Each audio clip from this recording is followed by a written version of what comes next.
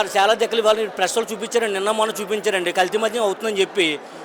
ఇవాళ తక్కువ మద్యం రేటు అమ్మి 100 రూపాయలు క్వార్టర్ పెట్టి జనాలు పడింది చంద్రబాబు నాయుడే. మందు రేట్లు తగ్గించేస్తాం, మందు రేట్లు తగ్గించేస్తాం ప్రభుత్వం కొత్త అని చెప్పి ఇవాళ చేసిన దుష్ప్రచారం ఆయనే చేశారు. జగన్మోహన్ రెడ్డి క్వాలిటీగా మందు ఇచ్చారు, ఆయన క్వాలిటీ మందు ఇచ్చే చేశారు. ఆయన రేట్లు అధికంగా పెంచారు ఆయన. ఎందుకంటే సామాన్య మానవుడు తక్కువ ధరలో మందు తాగితే ఆరోగ్యం పాడైపో ఉద్దేశంతో ఆయన ఏం చేశాడంటే మద్యాన్ని అధిక ధరలో పెంచారు ఆయన. కానీ చంద్రబాబు ఏం చేశాడు, 100 రూపాయలు క్వార్టర్ ఇస్తారని చెప్పి ఉద్దేశంతో 100 రూపాయలు క్వార్టర్ ఇచ్చి జనాలను పాడు చేశాడు. అది జరిగింది. ఇక్కడ మద్యం టీడీపీ వాళ్ళు మధ్య కుంభకోణం చేశారనేది మీ వాదన. కానీ పవన్ కళ్యాణ్ గారు ఎందుకు దీన్ని ప్రశ్నించట్లేదు?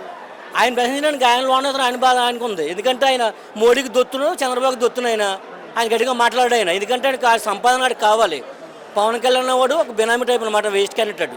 పవన్ కళ్యాణ్ పిచ్చోళ్ళ మాట్లాడతాడు, పోతాడు.